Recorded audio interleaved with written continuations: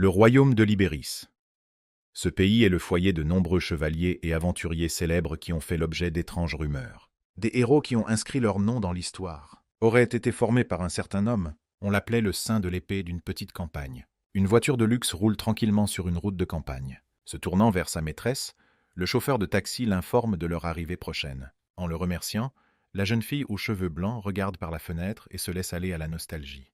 Pendant ce temps, quelque part dans un dojo rural. Ouvrant la porte, le vieil homme entre et regarde tristement son fils. Il demande à Beryl s'il est si nécessaire de s'entraîner le matin, même un jour de congé. En fait, il ferait bien d'envisager d'être un bon fils pour une fois et de donner un petit-fils à son père. Après avoir écouté les grognements du vieil homme, Beryl lui rappela qu'après avoir repris le dojo, il avait encore plus de disciples. N'était-il pas déjà devenu un bon fils? Mais cela ne suffisait pas à père. Puisque Beryl était si occupé à enseigner, pourquoi ne cherchait-il pas une femme parmi ses élèves? Mais il n'était pas sûr que quelqu'un veuille être lié à un épéiste du milieu de nulle part. Le dojo n'était pas un endroit pour flirter, de toute façon. Tous les épéistes de ce pays aspirent à devenir des chevaliers ou des aventuriers. Beryl s'entraîne à l'épée depuis son enfance. Il a le même objectif que tous les autres. Il rêvait qu'un jour il irait à la ville et sauverait de nombreuses personnes avec son épée. Finalement, il est devenu professeur d'autodéfense quelque part au milieu de nulle part. Ce n'est pas grave. C'est une vocation qui convient à un homme comme lui. Trouver l'âme sœur parmi les disciples? Aussi drôle que cela puisse paraître. Si vous y réfléchissez bien, il y a une fille qui a promis d'épouser le sensei quand elle serait grande. Alors que l'homme était en train de réfléchir, une jeune fille aux cheveux blancs entra soudain dans le dojo. S'excusant pour le dérangement, elle salue Sensei. En voyant l'invité inattendu sur le pas de la porte, Beryl reconnut immédiatement qu'il s'agissait de son ancienne disciple, Arliusia. Cela fait longtemps et elle a beaucoup changé. Mais Sensei lui-même n'avait pas changé depuis, comme le remarqua son élève lorsqu'ils s'assirent à la table. En voyant l'évolution d'Arliusia, l'entraîneur a eu du mal à retenir ses larmes de fierté. Chef des chevaliers de Libéris, Arlucia Citrus est une légende vivante à la tête des troupes d'élite du royaume. Elle était autrefois l'apprentie de Beryl. Elle était incroyablement douée à l'époque et avait appris le style de maniement du sabre de son sensei en l'observant et en l'imitant. Et après 4 ans, Beryl n'a plus rien à lui apprendre. Lorsqu'elle a quitté le dojo, il lui a donné le sabre en guise de cadeau d'adieu. Remarquant qu'elle portait toujours son épée sur elle, Beryl se demanda pourquoi elle n'avait pas acheté quelque chose de mieux en ville. Cependant, Arlusia pense que cette lame est parfaite pour elle. D'ailleurs, puisqu'elle est venue ici, elle doit avoir des affaires à régler avec son sensei. Voici comment cela se passe. Arlucia révèle qu'elle est à la fois la chef des chevaliers et l'instructrice d'escrime du groupe. L'instructeur est chargé de former les chevaliers et de diriger le nom. Être l'instructeur des chevaliers de Libéris, c'est comme être le meilleur épéiste du royaume. Pour Beryl, qu'un apprenti devienne un chevalier instructeur, c'est quelque chose. Il est si fier. Mais Arlucia n'est pas venue ici pour vous dire cela. Ce qu'elle voulait vraiment dire à Sensei, c'est qu'elle l'avait recommandé comme instructeur spécial. Sa candidature a été soutenue presque immédiatement. En d'autres termes, l'ordre des chevaliers Libéris veut que Beryl soit leur entraîneur. En entendant ces mots, Beryl tomba dans la stupeur. L'instructeur royal des chevaliers Libéris est le meilleur épéiste du royaume. Alors pourquoi lui offrir un tel poste? Arlusia avertit à son tour Sensei qu'une calèche les attend à l'extérieur. Beryl doit maintenant se rendre à la capitale pour modifier le programme d'entraînement des chevaliers. Aucun refus n'est accepté, car Arlusia agit en vertu d'un décret impérial. D'ailleurs, elle avait fait exprès de venir voir Sensei pendant son jour de congé pour qu'il n'ait pas d'excuse pour ne pas aller en ville. Peu de temps après, Valtrin, capitale du royaume de Libéris, la garnison officielle des chevaliers de Libéris. Présentation de Beryl Gardeniant à ses apprentis. Arlusia leur annonce qu'il va désormais travailler avec les chevaliers de Libéris et devenir leur instructeur spécial. En même temps, Beryl lui-même n'en croyait pas ses yeux. Plus d'une centaine de personnes se tenaient devant lui. En les regardant, il s'est rendu compte que tout le monde ici était assez expérimenté. De plus, Beryl Gardeniant est beaucoup plus fort que moi, alors entraînez-vous bien avec lui, ajouta Arlusia, choquant son sensei. Se tournant vers le professeur, la jeune fille lui demande de dire quelques mots. L'homme ne s'attendait pas à un tel comportement de la part de son élève préféré. Pourquoi dirait-elle une chose pareille? Ce n'est qu'un homme d'âge moyen. Que pourrait-il dire à cette foule de chevaliers expérimentés? Il est déjà assis dans la voiture avec son disciple. Beryl lui demande s'il lui suffit de se rendre en ville quelques fois par mois. La jeune fille le confirme, expliquant que son maître ayant encore beaucoup d'apprentis, il suffirait aux chevaliers du royaume qu'il leur rende visite de temps en temps. Quoi qu'il en soit, Beryl n'était toujours pas sûr que ses chevaliers aient besoin de ses conseils. Après s'être arrêté au marché, Sensei et son élève sont allés chercher des souvenirs pour le père de Beryl. Au cours de leur promenade, le maître a remarqué qu'ils attiraient indûment l'attention. Mais c'était prévisible. Le chef des chevaliers, en compagnie d'un homme d'âge mûr, ne pouvait qu'éveiller la curiosité. Se rendant compte de ce à quoi cela ressemblait de l'extérieur, Arliusia ne put contenir un sourire, heureuse d'avoir un rendez-vous avec Sensei. Qui aurait cru que le chef des chevaliers royaux ferait du shopping avec un homme? Une voix inconnue se fit entendre, attirant l'attention des deux hommes. Regardant Arliusia avec un sourire en coin, la guerrière remarqua qu'elle était devenue toute molle. Jetant un regard suspicieux à Sundera, la jeune fille aux cheveux blancs lui demanda ce dont elle avait besoin. Réalisant que les deux se connaissaient, Beryl examina l'étrangère et remarqua la plaque de la guilde noire des aventuriers sur sa poitrine. Cela signifie qu'elle est une aventurière solide. Dès qu'il s'en rendit compte, Sandera l'attrapa par les épaules et demanda à Beryl Sensei ce qu'il faisait ici. Il n'y a pas d'erreur possible. Cette femme est son ancienne élève, Surena. Ravie que son professeur se souvienne d'elle-même après 20 ans, l'aventurière aux cheveux roux serra encore plus fort les épaules de son maître. Il y a 20 ans, Beryl a emmené l'orpheline Surena au dojo. Il l'a dressée pendant environ 3 ans, après quoi une famille l'a adoptée. Tandis que Beryl haletait devant la poigne de fer de son disciple, Arliusia hurle à Sandera de lâcher le professeur, expliquant qu'il est très occupé en ce moment. La relation entre les deux filles n'était apparemment pas très amicale. Sandera proposa de lui montrer la ville et la guilde des aventuriers à la première occasion, mais Arliusia arrêta ses intentions, expliquant que le professeur marchait avec elle. Et de toute façon, il allait bientôt rentrer chez lui.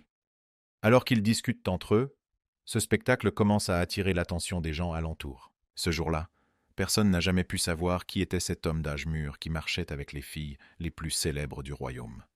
Lorsque les visiteurs sont entrés dans le magasin, le forgeron a salué Citrus-sama et Sonder-sama. Saluant également le vendeur, Arliusia lui explique qu'elle est venue ici pour faire visiter l'établissement à son professeur. Tandis qu'ils discutent entre eux, Beryl regarde ses élèves avec fierté. Partout où elles allaient, les gens leur témoignaient du respect. Elles étaient vraiment devenues des femmes fortes. Puis, après avoir parcouru l'assortiment du magasin, l'homme a remarqué qu'il y avait de très bonnes épées. Sensei prit l'un des spécimens dans ses mains, et le forgeron qui le vit lui proposa d'essayer la lame en pratique. Quelques minutes plus tard, Beryl se tenait déjà devant le simulateur, l'épée à la main. Ces deux élèves féminines étaient déjà impatientes de voir leur professeur manier à nouveau l'épée de façon magistrale. Même avec une lame bien aiguisée, vous devrez faire un effort pour couper l'épine dorsale du poisson. Inventé en Orient, le makiwara est un dispositif d'entraînement au coup qui imite la densité du corps humain. Toutes les lames ne peuvent pas le couper, et le plus souvent, elles se contentent de plier. La journée d'aujourd'hui a été plutôt fatigante pour Beryl. Cependant, l'épée qu'il tient dans ses mains est plutôt bonne. Ainsi, pour obtenir les résultats souhaités, un homme doit se concentrer. Debout, en position de combat, Beryl brandit sa lame. D'un seul coup, il coupe Makiwara en deux. Les deux filles ne s'attendaient pas à un autre résultat de la part de leur sensei. Même le forgeron était stupéfait par les compétences de cet homme. Il est sans aucun doute au sommet de l'art du sabre. Ils ont quitté le magasin sans rien acheter. Beryl a simplement oublié d'emporter l'argent. Tandis que leur professeur déçu se dirigeait vers la voiture, Sandera s'approcha d'Arliusia et lui demanda si elle pensait que quelque chose n'allait pas avec cette épée. Le forgeron a également remarqué quelque chose d'anormal lorsqu'il a pris cette arme. Courant dans la forge, l'homme demanda avec colère à ses assistants imbéciles lequel d'entre eux avait mis cette lame en vente. L'épée était encore inachevée et complètement émoussée. Et comme cette arme n'était pas utilisable, cela ne signifiait qu'une chose. Le sein de l'épée, originaire d'une petite campagne, est toujours d'actualité. Le soir du même jour, Beryl rentre chez elle en charrette. Sans aucun doute, devenir instructeur de l'ordre des chevaliers est un grand pas en avant dans sa carrière. Malgré cela, l'homme estime qu'il n'aurait jamais dû se voir confier un tel rôle. S'il se plante, ce n'est pas seulement lui qui aura des ennuis, c'est aussi Arliusia. De toute façon, Beryl était trop épuisé pour y penser. Il a donc décidé de réfléchir à son retour au pays. Cependant, dès son retour, son père lui annonce une nouvelle inattendue sur le pas de la porte. Depuis ce jour, il n'attend plus son fils chez lui. Le père n'a même pas laissé Beryl dormir chez lui, je l'ai renvoyé en ville. Arliusia, qui l'a rencontré à cet endroit, a demandé au maître, perplexe, pourquoi il avait été mis à la porte de la maison si soudainement. Se grattant maladroitement l'arrière de la tête, Beryl raconte ce qui s'est passé la nuit dernière. Lorsqu'il est arrivé chez lui, il a été accueilli par son père et par un ancien élève et sa femme. Landride était devenu un aventurier célèbre, et Beryl était très heureuse de le voir pour la première fois depuis des années. Landrid dit à Sensei qu'il a un bébé et qu'il a donc décidé de prendre sa retraite et de s'occuper de sa famille. Beryl a félicité les heureux parents et leur a demandé ce qu'ils comptèrent faire ensuite. C'est alors que le père interrompt son fils en lui expliquant que c'est justement de cela qu'ils allaient lui parler. Le vieil homme a nommé Landrid, directeur du dojo, et il a obligé son imbécile de fils à ramener son cul à la capitale et à faire son devoir. En conséquence, son père interdit à Beryl de revenir à la maison jusqu'à ce qu'il ait trouvé une femme. « Mon Dieu, j'ai une chance inouïe !» murmure Arlucia à voix basse. Beryl, perplexe, lui demande ce qu'elle a dit. Ce à quoi la jeune fille répond, embarrassée, qu'elle voulait dire que la situation était terrible. Pour l'instant, Sensei avait besoin de trouver un endroit où dormir, et Arliusia était la seule personne à qui il pouvait s'adresser pour cela. Comprenant que c'est sa chance, la jeune fille propose au maître de rester chez elle. Beryl, en proie à une crise de panique, s'est contenté de dire qu'un petit hôtel lui conviendrait. Tous deux se rendirent au bâtiment de la Guilde des Aventuriers. Comme il cherche un logement, c'est le meilleur endroit pour obtenir les informations dont il a besoin. Dès que Beryl et son élève sont entrés dans le bâtiment, ils ont été repérés par Sandera. En courant vers le professeur, la jeune fille surprise lui demande s'il n'est pas rentré à la maison hier. Après confirmation, Sensei lui dit qu'il y avait eu une sorte de force majeure qui l'avait poussé à venir ici pour demander de l'aide à Surena. S'asseyant à la table avec l'étudiant, l'homme raconte ce qui s'est passé. Heureusement, Surena connaît bien la ville et a rapidement trouvé des endroits bon marché. Sur la carte, elle indique une auberge non loin de la guilde et propose au professeur de s'y installer. Bien que cet endroit soit assez sûr, Arliucia n'était pas d'accord avec cette option. En pointant le doigt sur la carte, la jeune fille aux cheveux blancs expliqua que puisque Sensei vivait maintenant dans la capitale, il rendrait souvent visite aux chevaliers et devrait donc habiter plus près de la maison d'Arliucia. La discussion s'envenime de seconde en seconde. La tension était telle qu'il était évident qu'une bagarre ne pouvait être évitée. Les deux filles échangent des propos avant de se taire brusquement et de poser leurs mains sur la garde de leurs épées. Dans un instant, ils allaient sortir leurs lames de leurs fourreaux et s'affronter dans un combat acharné. Soudain, les deux filles ressentent une pression inexplicable. En regardant leurs mains à l'endroit où les épées auraient dû se trouver, ils constatent qu'il n'y a rien. En tournant la tête, ils virent à la silhouette fantomatique de leur sensei qui leur enlevait leurs épées figuratives. Par sa seule autorité, il réprime l'envie des élèves de se battre entre eux. En réalité, il ne se passe rien pour Beryl. Il se contentait de rester assis à la table et de regarder ses élèves figés sur place. Soupirant, Sandera proposa à son adversaire de considérer que c'était un match nul. Mais le professeur l'interrompit plus vite qu'il n'avait eu le temps de commencer. Ne sachant toujours pas de quoi il parlait, Beryl détourna maladroitement le regard et nota mentalement qu'il avait cru un instant qu'ils avaient dégainé leurs lames. Vers le soir, ils parviennent encore à trouver une résidence convenable pour le maître. Ouvrant la porte, l'aubergiste montra à Beryl sa nouvelle chambre. La chambre est bien meilleure que ce à quoi l'homme pouvait s'attendre. La caserne et la guilde sont un peu éloignées, mais le marché et la forge sont proches.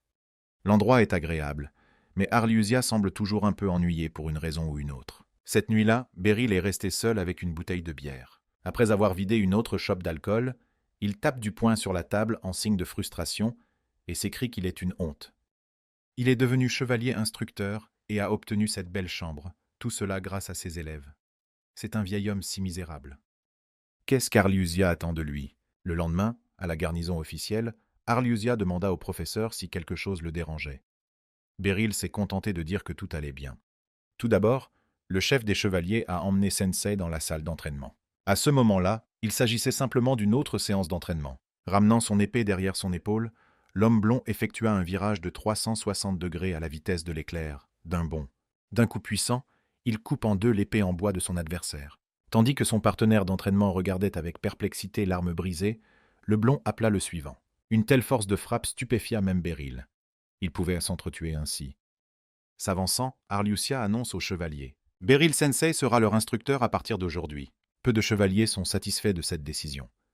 Ils faisaient confiance à leur commandant, mais ils doutaient encore d'avoir quelque chose à apprendre de ce vieil homme. Beryl ne s'attendait pas à une autre réaction.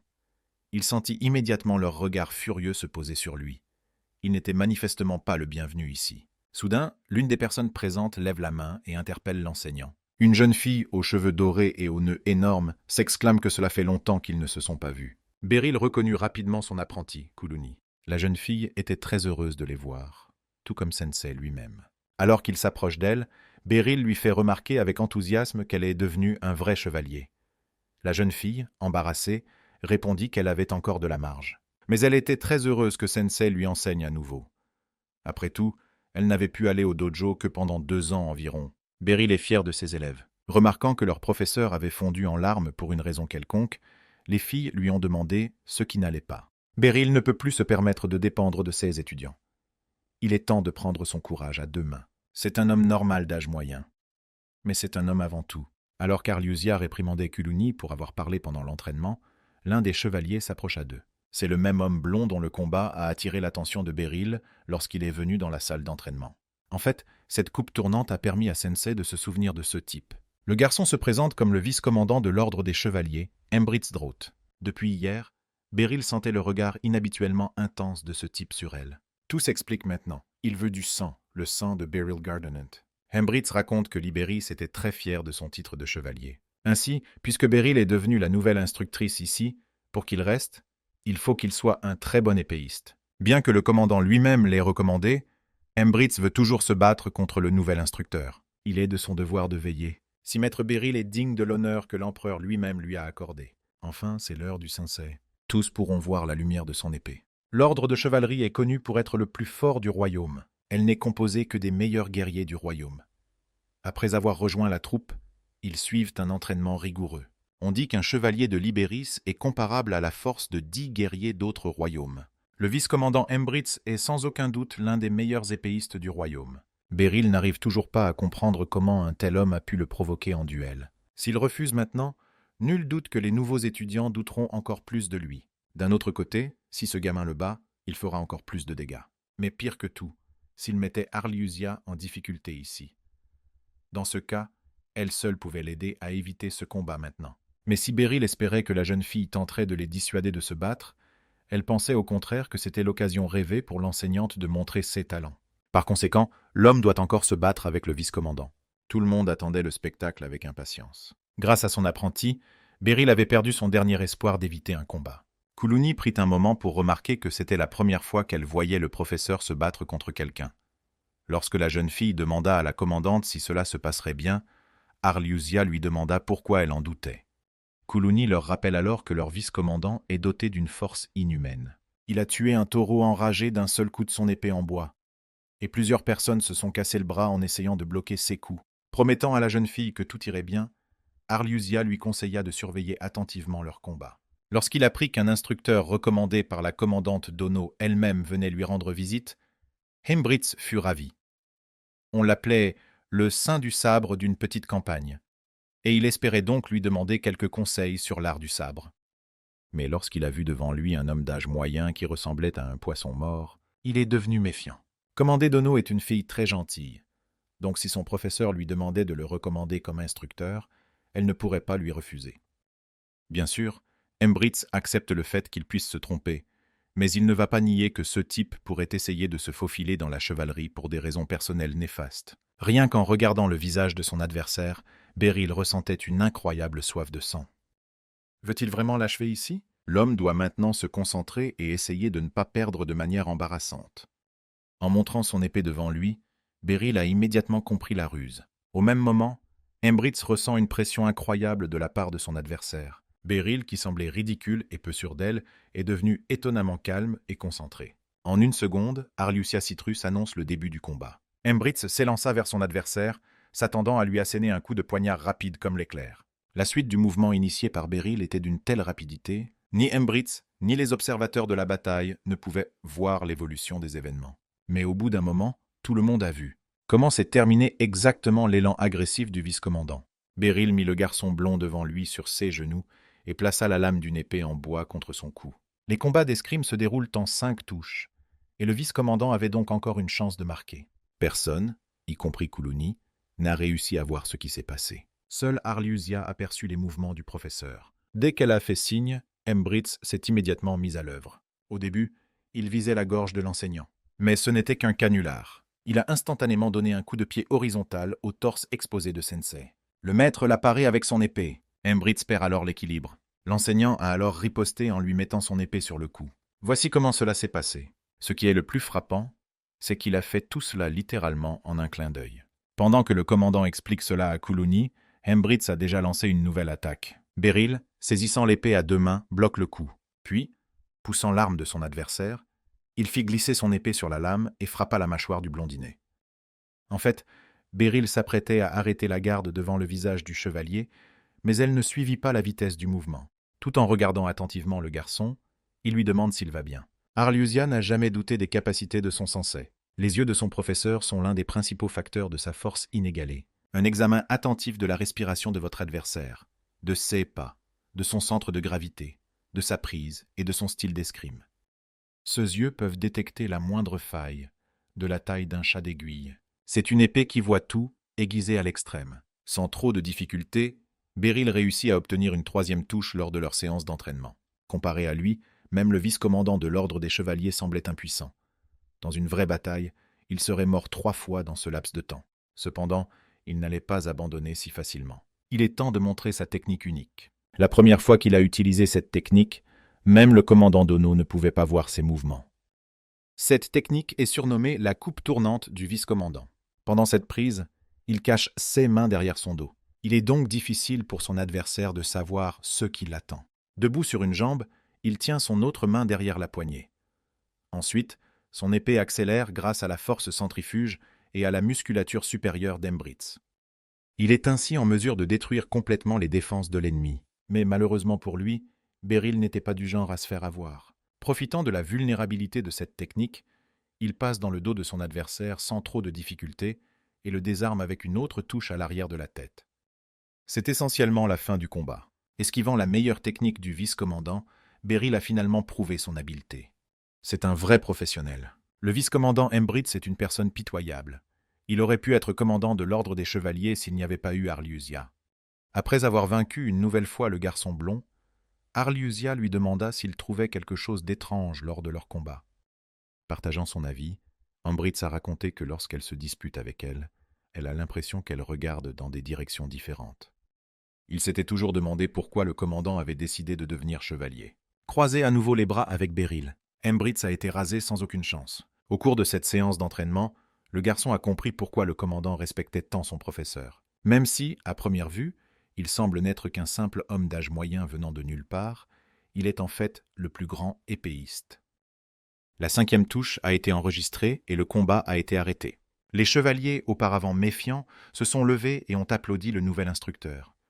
Levant la main, Arlusia dit que c'est une démonstration suffisante. Ce soir-là, les chevaliers se rendent à la taverne la plus proche. En l'honneur de la nomination de l'enseignante Beryl en tant qu'instructrice, Kuluni a lu un toast.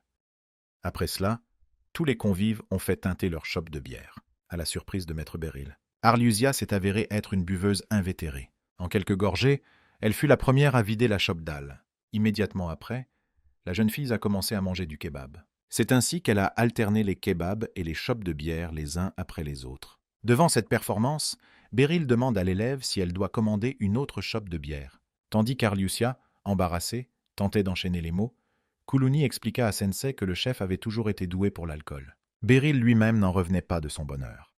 Qui aurait cru qu'un jour viendrait où il boirait avec ses élèves? En y réfléchissant, l'homme s'aperçoit soudain que la bière dans sa chope est épuisée. Arlusia tente de suggérer au maître d'en verser. Cependant, devant elle, Embritz lui-même tendit la bouteille à Beryl Dono. Tandis que Beryl s'excuse d'avoir dû organiser un tel banquet pour lui, Arlusia regarde le vice-commandant avec envie. Elle veut aussi servir de l'alcool au professeur. Beaucoup de gens ont voulu remercier Beryl aujourd'hui, y compris Embritz lui-même. Et le garçon veut aussi s'excuser auprès de l'instructeur, frapper soudainement sa chope de bière sur la table. Embritz s'est écrié que Beryl Dono lui avait fait une impression incroyable. Il a honte de ne pas avoir cru le maître tout de suite. Arlusia rit, mais reconnaît seulement que Embritz est trop colérique. Elle lui avait dit tout de suite que le professeur était beaucoup plus fort qu'elle, mais il ne l'avait pas cru. La jeune fille ivre a alors demandé au professeur ce qu'il pensait d'Embritz après s'être entraîné avec lui. L'homme reconnut que le garçon était très fort, et que ses bras avaient une puissance qui dépassait celle des humains. Cette technique de rotation sur une jambe s'est avérée très efficace. Si Beryl décidait de se prendre ce coup de poing en plein front, il briserait probablement son épée. De plus, Beryl pense qu'il perdrait s'il manquait ne serait-ce qu'un seul coup de poing. Il n'avait donc pas d'autre choix que d'esquiver la technique de rotation et de se rapprocher dans le dos de son adversaire. Ce que Embritz doit réaliser maintenant, c'est qu'il y a une lacune dans sa technique. Pendant son exécution, L'ennemi peut facilement tomber dans un angle mort en suivant simplement le sens de la rotation.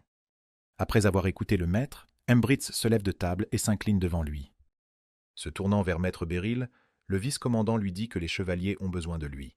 Il a demandé à Sensei d'être leur instructeur régulier. Même les chevaliers les plus forts sont pour la plupart jeunes et peu sûrs de leur voix. Tout ce que Beryl avait à faire, c'était de ne pas se leurrer et d'accepter le fait que son expérience et ses compétences pouvaient effectivement être utiles à ces gens. Et même lorsque Sensei a dit qu'il se réjouissait de travailler avec eux, Embritz a répondu que c'était comme un rêve pour lui. Il n'arrive pas à croire que le sein de l'épée d'une petite campagne se trouve juste devant lui. Après ces mots, le garçon blond renversa une autre chope de bière, laissant Beryl perplexe. La fête s'est poursuivie pendant plusieurs heures.